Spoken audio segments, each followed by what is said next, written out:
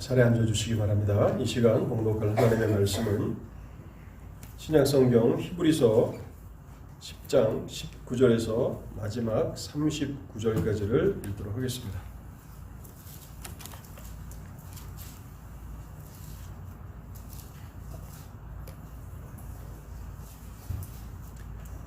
하나님의 말씀 히브리서 10장 19절에서 마지막 39절까지를 읽도록 하겠습니다.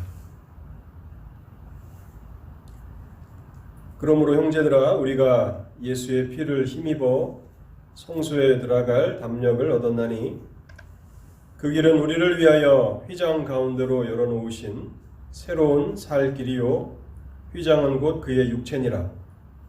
또 하나님의 집 다스리는 큰 제사장이 계심에 우리가 마음의 뿌림을 받아 악한 양심으로부터 벗어나고 몸은 맑은 물로 씻음을 받았으니 참 마음과 온전한 믿음으로 하나님께 나아가자.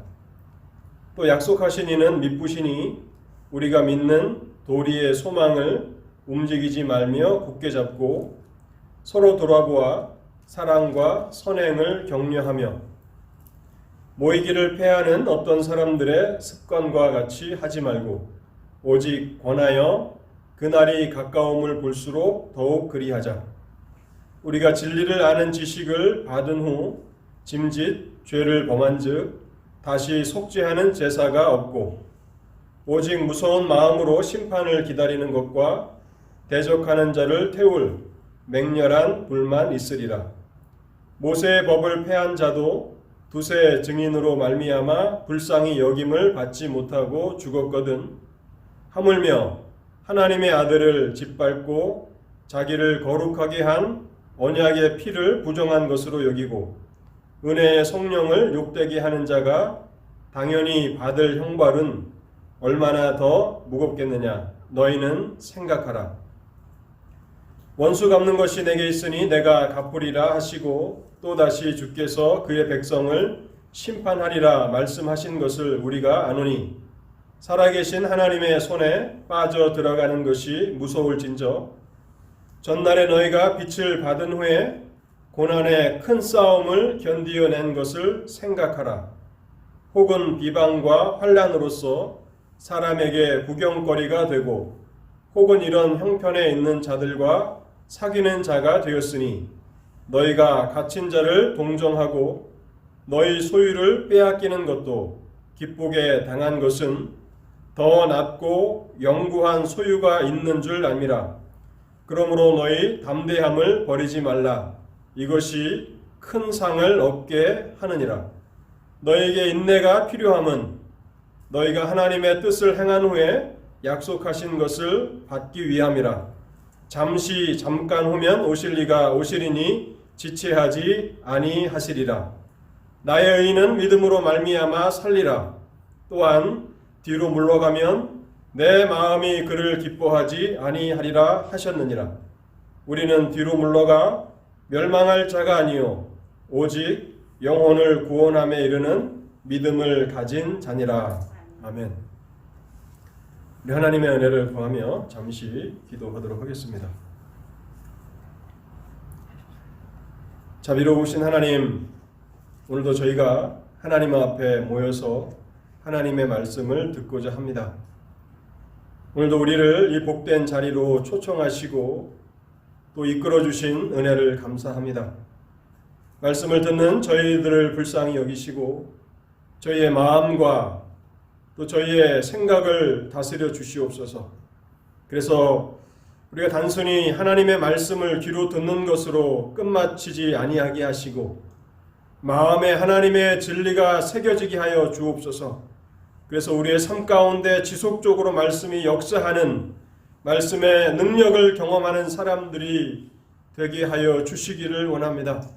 하나님께서 은혜로 약속하신 이 약속을 따라서 날마다 우리의 삶에 능력과 또 사랑과 절제하는 마음을 허락하여 주실 때에 하나님의 백성들로서 세상을 믿음으로 넉넉히 이길 수 있도록 오늘도 말씀을 통하여 일하여 주시옵소서. 부족한 자가 심히 부족한 자가 단에 섰사오니 하나님 불쌍히 여겨 주시옵소서.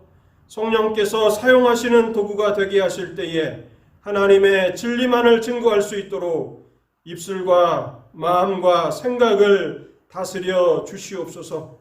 주께서 우리 무리를 불쌍히 여기시기를 원하올 때에 이 모든 말씀 우리 주 예수 그리스도의 이름으로 기도하옵나이다. 아멘. 히브리서는 10장에 와서 4장부터 논증을 시작했던 주 예수 그리스도의 대제사장의 사역이 얼마나 탁월한 것인가를 마무리 짓고 있습니다. 그리고 우리가 읽은 10장 19절부터 마지막 39절까지는 이 전반부의 전체의 교훈의 결론 부분에 해당되는 그러한 내용입니다. 히브리서는 길게 여러 장에 걸쳐서 주 예수 그리스도의 대제사장의 사역을 논증한 이후에 그 진리를 성도들의 삶에 적용하는데요. 크게 두 가지를 적용합니다.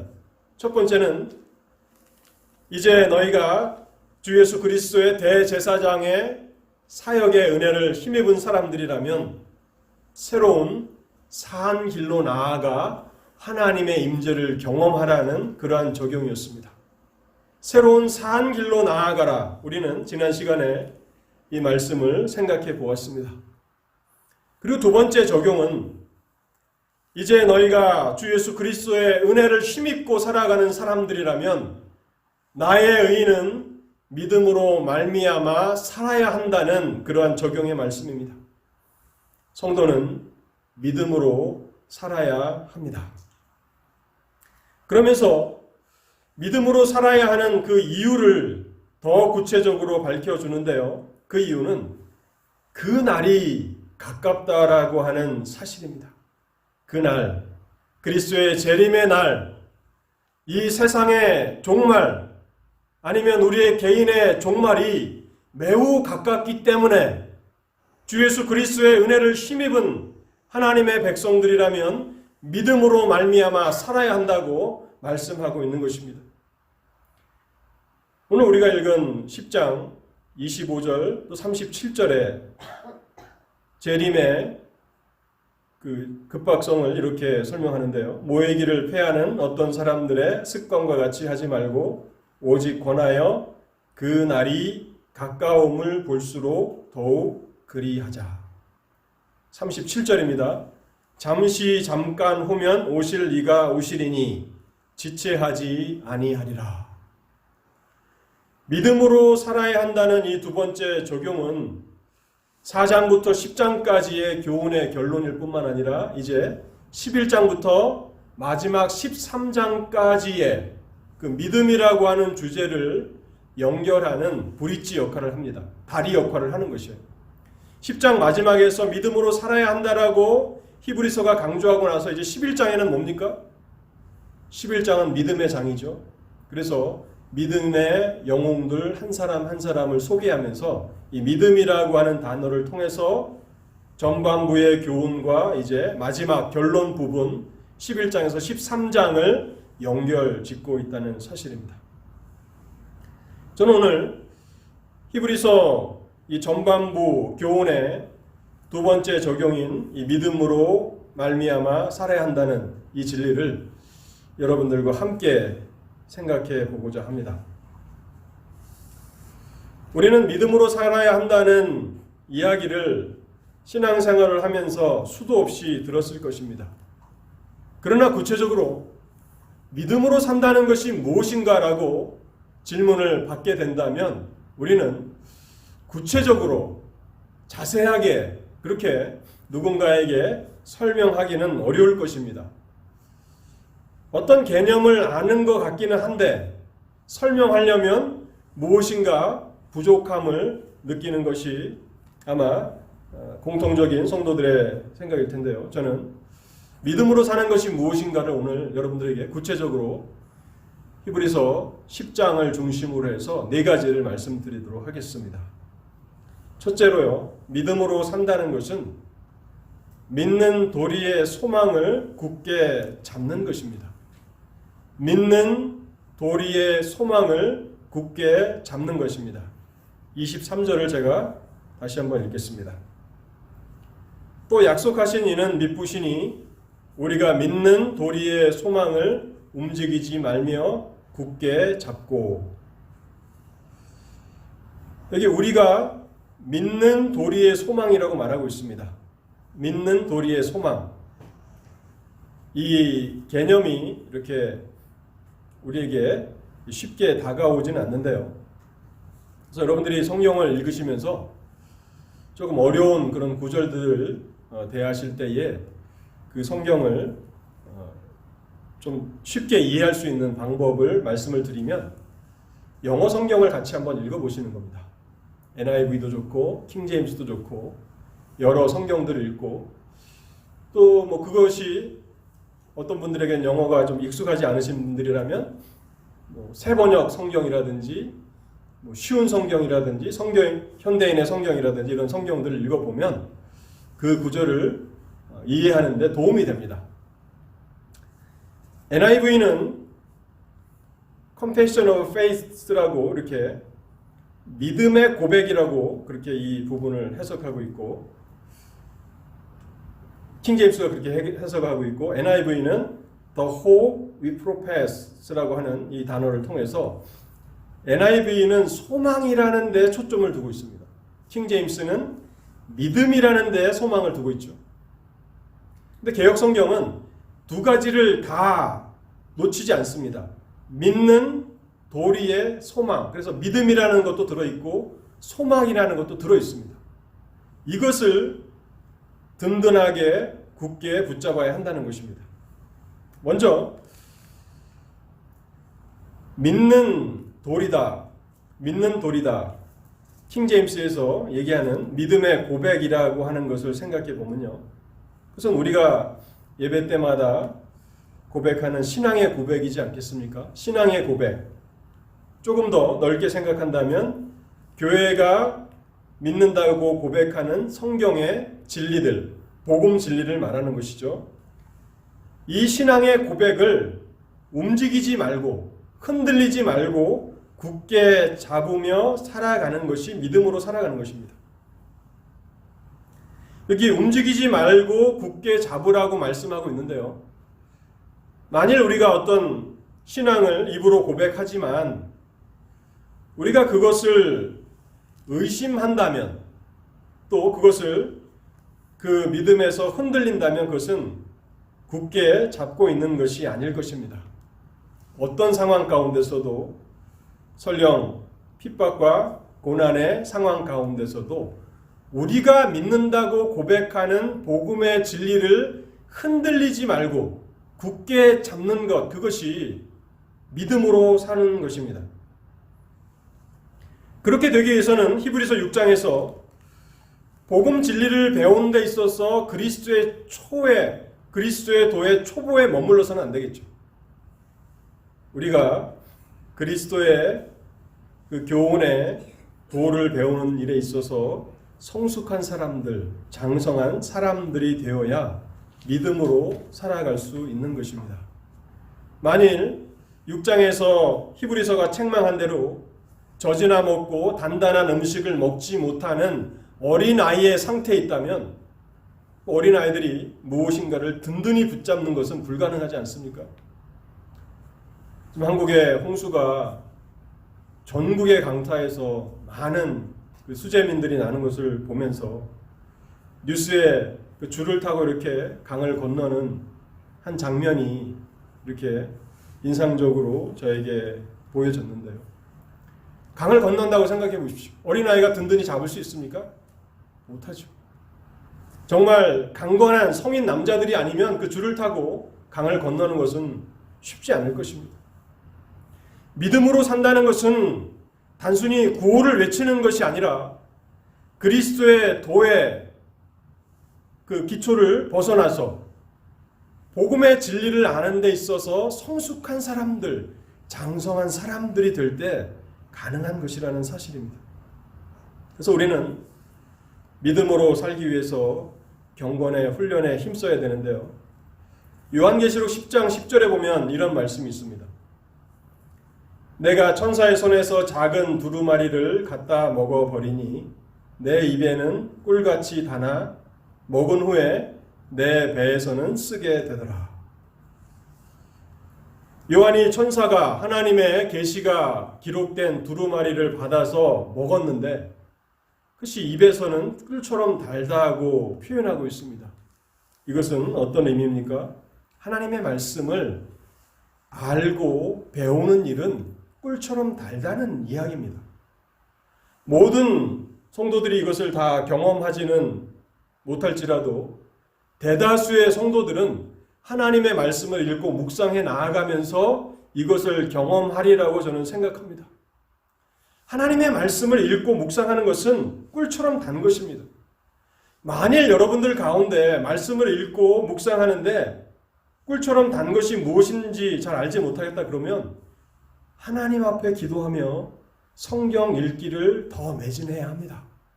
그러면 어느 순간 하나님의 말씀을 펼치고 읽고 묵상하는 그것이 꿀처럼, 입에 꿀처럼 단 그런 은혜의 경험들을 하게 되는데요. 근데 믿음으로 살아간다는 것은 단순히 그것에서 끝나는 것이 아닙니다. 요한계시록 10장 10절에 보면 먹은 후에 내 배에서는 쓰게 되더라. 배에서 쓰다. 이 말은 어떤 의미일까요? 말씀을 아는 것과 말씀대로 사는 것은 다른 것이라는 것입니다.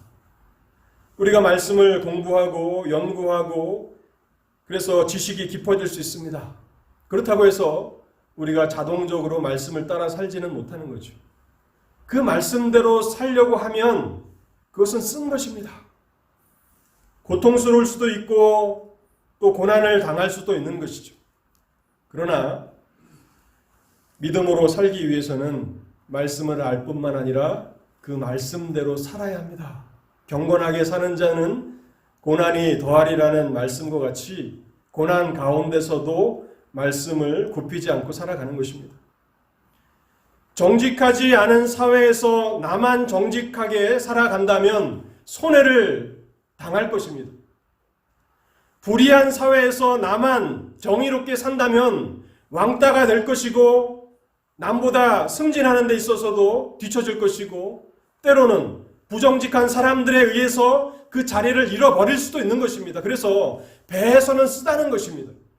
근데 하나님이 말씀의 권위를 가지고 말씀하시기를 그것을 먹을 뿐만 아니라 배에서 쓴 것을 경험하라고 말씀하고 있는 것입니다. 믿음으로 산다는 것은 바로 하나님의 말씀 진리를 잘 알 뿐만 아니라 그 말씀을 따라서 그것이 비록 쓴 것이지만 담당하며 살아가는 것입니다. 뿐만 아니라 믿음으로 산다는 것을 믿는 도리의 소망이라고 말씀하고 있습니다. 여기 소망이라는 것을 우리는 빼놓아서는 안 될 것입니다. 이미 지난 시간에 성도의 구원이 하나님의 차원에서 보면 이미 완성된 것이다 라고 말씀을 드렸고 그러나 또 다른 한편에서는 진행되어 가는 것이다 라고 하는 사실을 말씀드렸습니다. 여기 소망은 어떤 것입니까? 하나님께서 우리의 신분이 하나님 앞에서 점도 없고 흠도 없는 영원히 완전한 존재로 하나님이 우리를 받아들이셨지만 우리의 실제의 삶에서도 온전히 거룩한 상태로 변화시켜 주실 것을 우리는 소망하며 살아야 하는 것입니다. 그때가 언제입니까? 그리스도께서 재림하셔서 우리의 몸도 영화가 되는 그러한 순간이지 않습니까? 그러면서 히브리서는 이렇게 진리를 덧붙이는데요. 23절입니다. 히브리서 10장 23절. 또 약속하신 이는 미쁘시니. 하나님이 성경을 통해서 우리에게 말씀하신 우리의 영적인 상태가 이미 완전한 상태라고 말씀하셨고 결국 그것을 향하여서 우리는 날마다 진행되어 나아가고 있는데 아직 남아있는 실제적인 이 성화가 완전하게 영원히 거룩하게 하실 그 날이 반드시 있을 것이라고 그 소망을 붙잡으라고 말씀하고 있는 것입니다. 왜냐하면 그것을 약속하신 하나님은 신실하신 하나님이시기 때문에 그렇다라는 설명을 덧붙여주고 있습니다. 민수기 23장 19절은 하나님의 신실하심을 이렇게 증거합니다. 하나님은 사람이 아니시니 거짓말을 하지 않으시고 인생이 아니시니 후회가 없으시도다. 어찌 그 말씀하신 바를 행하지 않으시며 하신 말씀을 실행하지 않으시랴. 우리는 믿는 도리의 소망을 굳게 붙들어야 합니다. 그것이 성도가 세상에서 믿음으로 살아갈 수 있는 방식입니다. 두 번째는요, 믿음으로 산다는 것은 서로를 돌아보고 사랑과 선행을 격려하기 위해서 모이기를 힘쓰며 사는 것입니다. 서로를 돌아보고 사랑과 선행을 격려하기 위해 모이기를 힘쓰는 것입니다. 24절과 25절을 제가 읽겠습니다.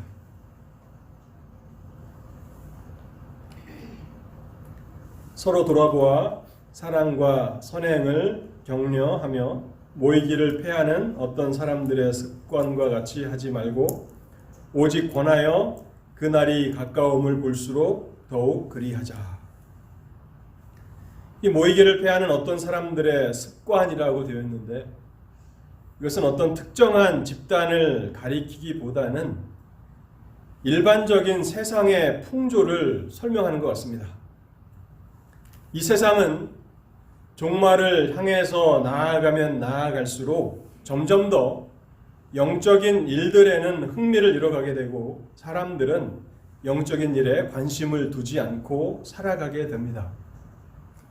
그러나 교회의 역사를 보면 하나님 앞에 나아가는 방식에 있어서는 많은 논쟁이 있었지만 영생에 대한 관심, 내세에 대한 관심이 모든 사람들의 공통적인 관심이었던 시대들이 있었습니다.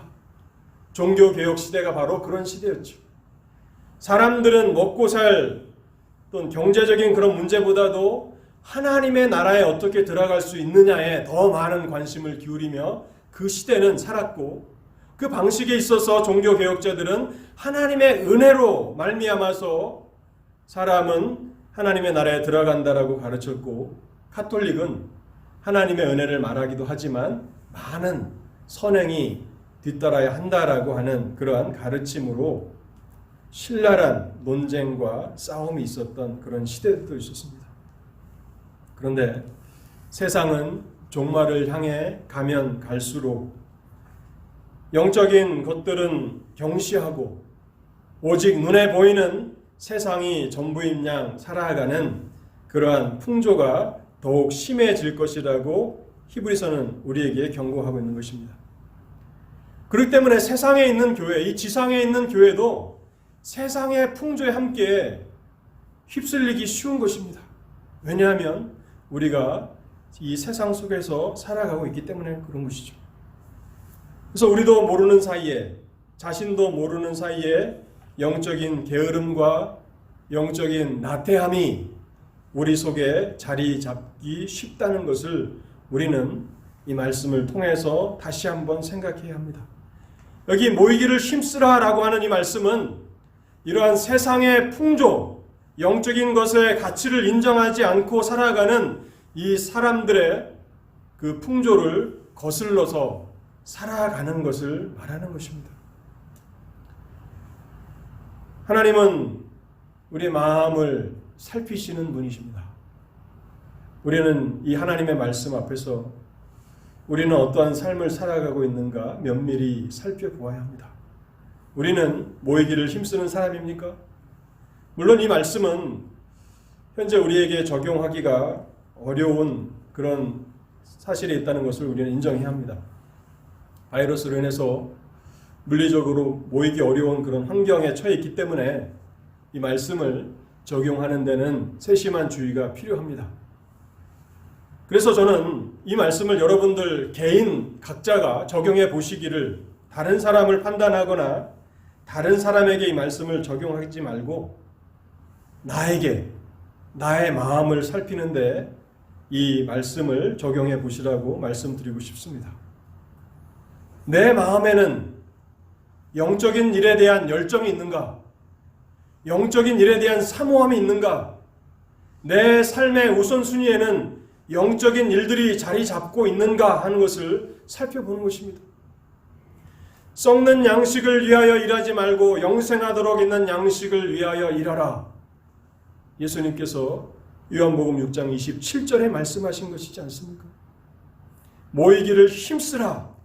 영적인 일들을 게을리하는 사람들의 습관에서 벗어나라. 그리고 하나님의 은혜를 구하며 살아가라고 그렇게 말하고 있는 것입니다.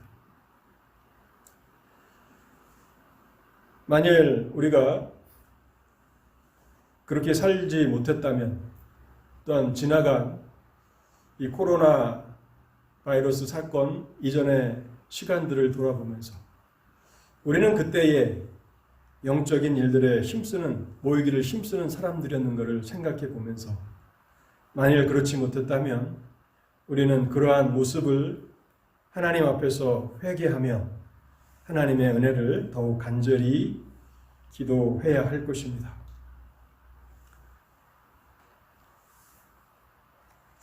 히브리서가 이러한 권면을 주면서요, 마지막에 이러한 진리를 덧붙입니다. 그 날이 가까움을 볼수록 더욱 그리하자. 그 날이 가까움을 볼수록 더욱 그리하자. 우리는 바이러스가 순식간에 갑자기 온 세상의 환경을 바꿔버린 것을 경험하며 살아가고 있습니다. 근데 여러분, 그렇게 순식간에 갑자기 세상의 종말이 임하는 것입니다. 우리 개인의 종말이 순식간에 갑자기 끝나는 것입니다. 여러분, 그것을 생각하면서 그 날이 가까움을 볼수록 우리의 마음을, 우리의 삶의 초점을 믿음에 맞추고 영적인 일들에 맞추고 살아야 한다는 것입니다. 우리가 만일 이 경고를 흘려 듣게 된다면 우리는 자신도 모르는 사이에 세상의 풍조에 휩쓸려서 매우 위태로운 그러한 상황 가운데 서 있을 수 있음을 우리는 깨달아야 합니다. 그래서 히브리서는 10장 38절에 이렇게 덧붙이고 있는 것입니다. 나의 의인은 믿음으로 말미암아 살리라. 또한 뒤로 물러가면 내 마음이 그를 기뻐하지 아니하리라. 성도의 퇴보를, 영적인 퇴보를 하나님이 기뻐하지 않으신다고 말씀하고 있는 것입니다. 그래서 믿음으로 산다는 것은요, 서로를 돌아보고 사랑과 선행을 격려하기 위해서 모이기를 힘쓰는 것인데요, 하나님께서 이러한 경건한 일들을 등한시하는 풍조에 떠밀려 가지 않도록 하나의 안전장치를 만들어 놓으셨는데, 그것이 바로 지역교회입니다. 24절 상반절을 제가 읽어보겠습니다. 서로 돌아보아 사랑과 선행을 격려하며. 왜 우리가 모이기를 힘써야 합니까? 왜 우리가 서로를 돌아보고 사랑과 선행을 격려해야 합니까? 그렇지 않다면 우리는 이 풍조에 떠밀려 갈 것입니다. 물살이 센 강물을 건너신 분들이라면 혼자서는 절대 물살이 센 강물을 건널 수 없다는 것을 아실 겁니다. 그런데 여러 사람이 인간 띠를 만들어서, 길게 띠를 만들어서 서로가 서로를 붙잡아주고 그렇게 인간 사슬을 만들어서 간다면, 물론 그래도 미끄러지고 휩쓸려 가지만, 그러나 인간 사슬이 잡아주기 때문에 다시 일어서고, 그래서 결국에는 그 강을 모두가 다 건너갈 수 있다라고 하는 것을 우리는 경험을 통해서 알지 않습니까? 그런 것처럼 교회가 왜 모이기를 힘써야 합니까? 서로를 돌아보기 위해서, 사랑과 선행을 격려하기 위해서 모이기를 힘써야 하는 것입니다. 그렇게 된다면 마지막 날 주 예수 그리스도께서 혼인 잔치를 베푸시는 그 자리에 우리 옆에서 함께 예배했던 모든 우리 성도들이 한 사람도 빠짐없이 그 영광의 잔치에 참여하여서 즐거움을 누리며 희락을 누리지 않겠습니까?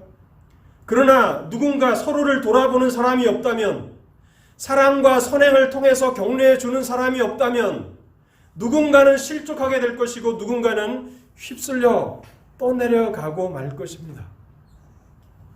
근데 본문의 24절의 본문의 관점은 우리가 교회로부터 어떤 유익을 얻을 수 있는가, 교회는 나의 가족에게 어떤 유익을 주는가, 거기에 초점이 맞춰져 있지 않고요. 내가, 나의 가족이 지역교회에 어떠한 도움을 줄 수 있는가, 어떻게 봉사할 수 있는가에 초점이 맞춰져 있다는 사실입니다. 한국 교회도 그렇지만 미국에 있는 한인 교회들은 대부분 작은 교회들입니다. 그래서 가끔 교회 안내를 이렇게 문의하는 그런 분들이 있어요. 주일학교 시스템은 얼마나 잘 돼 있고 우리 가족이 그 교회 가면 어떤 유익을 누릴 수 있습니까? 물어보시는 분들이 계셔요. 저는 그분들의 마음을 잘 이해합니다. 그러나 한편으로는 우리는 그것을 먼저 생각하기 이전에 내가 하나님의 교회에 어떠한 도움이 될 수 있을까? 나는 어떠한 모습으로 교회를 섬길 수 있을까를 생각해야 한다는 것입니다. 저는 밥준수를 졸업하든 우리 교회를 출석했다가 이렇게 직장을 얻어서 떠나가는 친구들에게 꼭 해주는 말이 있어요. 같이 식사하면서 큰 교회 가서 2, 3년 동안 잘 배워라. 우리 교회가 제공해 주지 못했던 많은 좋은 것들이 있을 것이다. 그런데 거기에 머물러 있지 말라. 필사적으로 잘 배우고 그리고 그 지역에 있는 신실하지만 작은 교회로 가라. 가면 할 일이 많이 있을 것이다. 그것은 하나님께서 기뻐하시는 일이다. 라고 하는 사실을 저는 제가 만나서 그렇게 식사하는 그 친구들에게 빼놓지 않고 권면해 주는 그런 말입니다. 오늘 우리는 그러한 관점으로 우리 교회를 봐야 합니다. 이 교회는 나에게, 우리 가족에게 무엇을 줄 수 있는가? 어떤 영적인 혜택을 우리는 이 교회를 통해서 얻을 수 있는가? 그거 이전에 나는 이 교회에 어떻게 봉사하고 어떤 도움이 될 수 있는가를 시각을 바꿔서 교회를 바라보라고 히브리서는 우리에게 권면합니다. 세 번째로요, 믿음으로 산다는 것은 영적인 퇴보의 비참한 결과를 깊이 생각하고 살아가는 것입니다. 영적인 퇴보의 무서운 결과를, 비참한 결과를 깊이 생각하고 살아가는 것입니다. 히브리서 10장에는 생각하라는 단어가 2번 나오는데요. 첫 번째 생각할 것은 영적인 퇴보가 얼마나 무서운 결과로 나타나는가를 깊이 생각하는 것입니다. 26절과 29절을 제가 읽겠습니다. 우리가 진리를 아는 지식을 받은 후 짐짓 죄를 범한 즉 다시 속죄하는 제사가 없고, 29절입니다. 하물며 하나님의 아들을 짓밟고 자기를 거룩하게 한 언약의 피를 부정한 것으로 여기고 은혜의 성령을 욕되게 하는 자가 당연히 받을 형벌은 얼마나 더 무겁겠느냐. 너희는 생각하라. 우리는 히브리서를 한 장씩 한 장씩 생각해 오면서 히브리서에 나타난 그 경고들을 함께 생각했습니다. 2장 1절에 흘러 떠내려갈까 주의하라는 경고를 생각해 봤고요. 4장 1절에 안식에 들어갈 약속이 있을지라도 들어가지 못할 자가 있을까 두려워하라는 그러한 경고를 생각해 보았고, 5장 11절에는 듣는 것이 두나무로 설명하기 어렵다. 그리스도의 도의 초보에 머무는 사람들을 향한 경고를 생각해 보았습니다. 그런데 이 경고가 점점 더 강해지고 있다는 것을 우리는 10장에 와서 발견하게 됩니다. 10장의 경고는 고의적으로 계속해서 불순종의 죄를 짓는 것에 대한 경고입니다. 우리가 연약하기 때문에 넘어질 수 있고 실수할 수 있습니다. 죄의 유혹에 빠질 수 있습니다. 그러나 고의적으로, 의도적으로, 영어 성경에는 willful이라고, sin willfully, 의도적으로 범죄한다면, 그리고 NIV에서는 keep on sinning 이라고 해서 이 두 가지가 다 필요한 것인데, 킹제임스에서는 의도적으로를 강조합니다. 그리고 NIV에서는 계속적으로 죄를 짓는 것, 그것에 대한 경고를 주고 있는 것입니다. 고의적으로 계속해서 죄를 범하는 상태가 얼마나 무서운 결과를 초래할지를 깊이 생각하는 것, 그것이 믿음으로 살아가는 것입니다. 다윗은 범죄한 이후에 시편 51편에서 의도적으로 범한 죄에 대한 속죄 제사가 없다는 것을 잘 알고 있었습니다.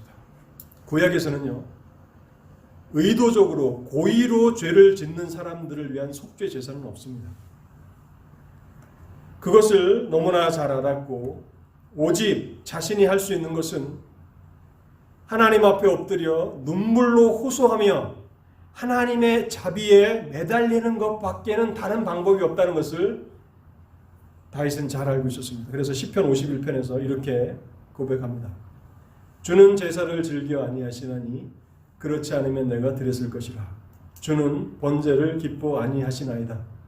하나님의 구하시는 제사는 상한 심령이라. 하나님이여 상하고 통회하는 마음을 주께서 멸시치 아니하시리이다. 한국에 그 구원파라는 사람들이 있죠.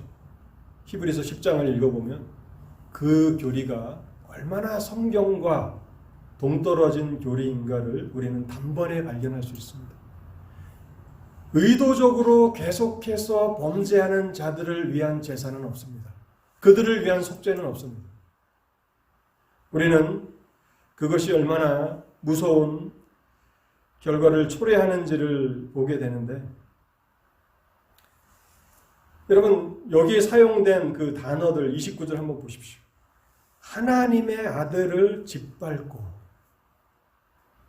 여러분 감히 북한에서는 뭐 수해가 났는데 김정일 그런 그 통치자들 있지 않습니까? 김일성 그런 그 초상화들을 집에다 걸어놓는데 그것을 가지고 나왔느냐 안 왔느냐에 따라서 충성심을 테스트하고 했다는 이야기를 제가 들었는데요. 참 어이가 없습니다. 홍수가 나서 떠나려 가게 되는데 초상화를 들고 나갈 정도로. 근데 여러분 여기 지금 히브리서가 쓰는 단어는 뭡니까? 하나님의 아들을 짓밟는 일이다. 언약의 피를 부정한 것으로 여기는 것이다. 은혜의 성령을 욕되게 하는 것이다. 얼마나 무서운 경고입니까? 여러분 저는 지난 시간에 제가 설교하면서 아마 가장 오래 들어서 길게 설교를 했던 것 같아요. 근데 사실은 할 얘기를 다 하지 못하고 내려왔는데 길기는 길었습니다. 예수 그리스도의 대제사장의 사역에 그 효력 아래, 그 은혜 아래 살아가는 성도들의 특권이 얼마나 놀라운 것인가를 히브리서는 이제 10장 19절부터 쭉 서술하지 않습니까? 정말 영광스러운 특권들, 복된 자리에 대해서 히브리서가 강조하며 그렇게 성도들로 하여금 성도들을 고무시켰는데, 그가 앞에서 강조했던 그 모든 특권과 축복의 자리를 강조했던 말이 무색해질 만큼 더 강한 어조로 계속해서 의도적으로 범죄하는 죄를 피하라고 경고하고 있다는 사실. 우리는 믿음으로 살라라고 하는 명령을 받고 있는 하나님의 백성들입니다. 믿음으로 산다는 것은 지속적으로 하나님 앞에 범죄하는 것이, 의도적으로 범죄하는 것이 얼마나 무서운 결과를 초래하는지를 날마다 깊이 생각하고 사는 것입니다. 불신자들은 아무런 고민도 없이 날마다 선악의 갈림길에서 운명처럼 죄를 선택하며 살아갈 것입니다. 그러나 우리는 그렇지 않습니다. 우리가 실수하고 우리가 넘어지고 그래서 실패할 때가 많이 있지만 우리는 운명처럼 죄를 선택하는 사람들은 아닙니다. 우리는 하나님의 은혜와 능력을 구하며 죄가 아닌 의를 택하고 사랑과 선행을 행하는 삶을 살아야 하는 사람들입니다. 이것이 히브리서가 말하는 믿음으로 사는 그런 방식입니다. 마지막으로요, 히브리서는 믿음으로 사는 것이 어떤 것인가? 마지막으로 믿음의 담대함과 인내로 싸우는 자들을 본받는 것입니다. 믿음의 담대함과 인내로 싸우는 자들을 본받는 것입니다. 물론 생각하라는 단어를 제가 본받는다라고 바꾼 것입니다. 하는 것인데 결국 그들을 본받는다라는 것입니다. 32절을 보겠습니다.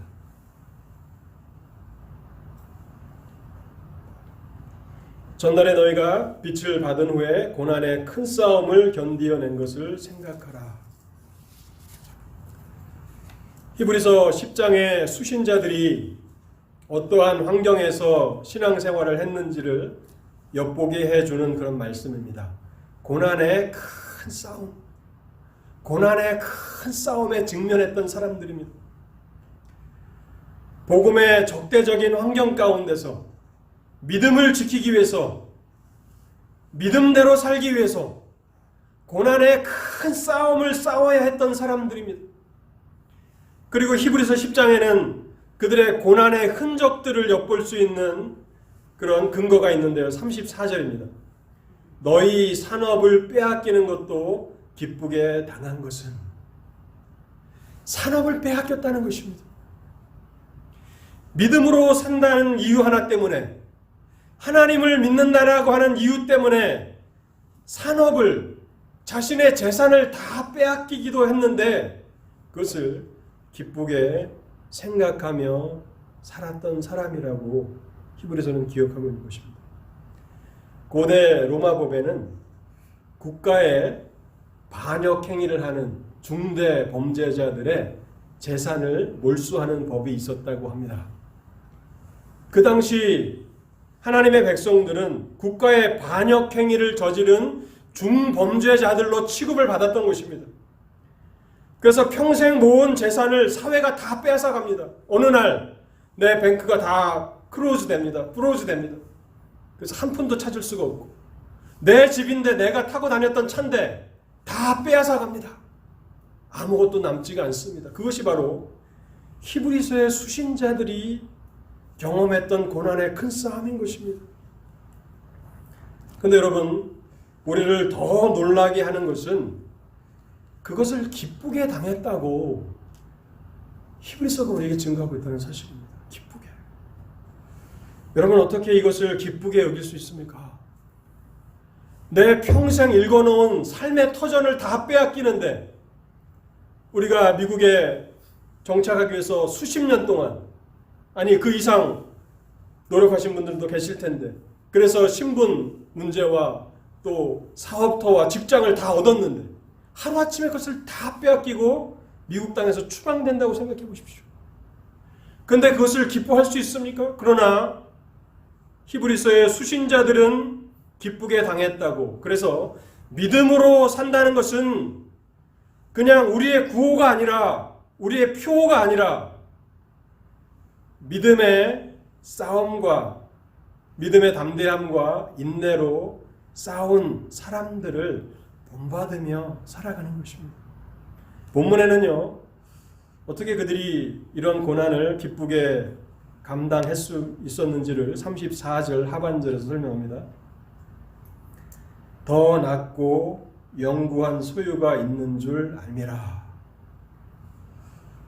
제가 이 네 가지를 말씀하면서 가장 첫 번째, 믿는 도리의 교훈을 굳게 붙잡으라. 그것이 믿음으로 사는 것이라고 말씀을 드렸잖아요.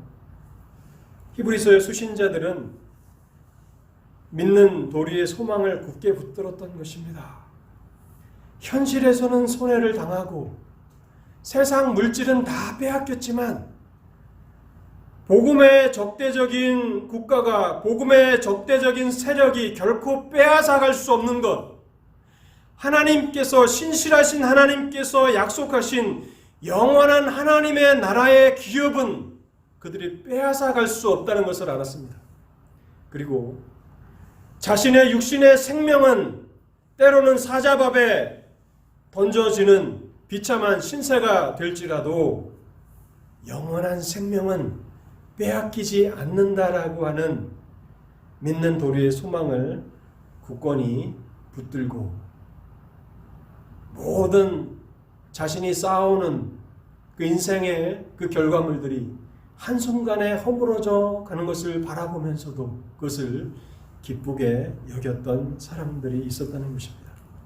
그들을 본받고 믿음의 담대함과 인내로 그렇게 살아가는 것, 그것이 믿음으로 사는 것이라고 히브리서는 우리에게 증거합니다.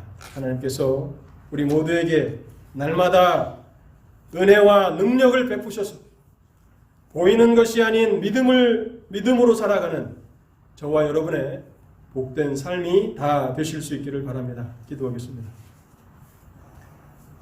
하나님 감사합니다. 우리에게 히브리서를 10장까지 살펴보게 하신 은혜를 감사합니다. 예수 그리스도의 대제사장의 사역의 탁월함을 깨달았거든 새롭고 산 길로 하나님의 임재 앞으로 나아가라고 하는 그 견문, 그 권면과 나의 의인은 믿음으로 말미암아 살아야 한다는 이 교훈을 우리가 붙들며 우리의 남은 삶들을 그렇게 살아가도록 말씀을 통해서 역사하여 주옵소서. 그래서 하나님 우리의 삶에도 믿음의 흔적들이 있게 하시고 우리의 후손들이 우리의 믿음의 흔적들을 바라보면서 도전받을 만한 믿음의 사람들을 허락하여 주옵소서. 하나님 그림길 독립장로교회 성도들 한 사람 한 사람을 축복하여 주실 때에 믿음에 견고하게 서게 하시고 그래서 마지막 날 주 예수 그리스도의 혼인잔치에 한 사람도 빠짐없이 하나님의 영광을 가장 가까이에서 바라보며 희락을 누리며 서로 즐거워하는 그 복된 자리에 다 참여할 수 있도록 자비를 베풀어 주옵소서. 하나님 세상에 모이기를 패하는 이러한 풍조에 흘러 떠내려가고 있는 자들이 있거든 하나님 불쌍히 여기시고 사랑하는 성도들을 사용하셔서 그들에게 권면과 경고를 받게 하시고 다시 정신을 차리고 깨어서 하나님의 은혜를 구할 때에 한 사람도 실족되는 자가 없도록 은혜를 허락하여 주시옵소서. 우리 주 예수 그리스도의 이름으로 기도하옵나이다.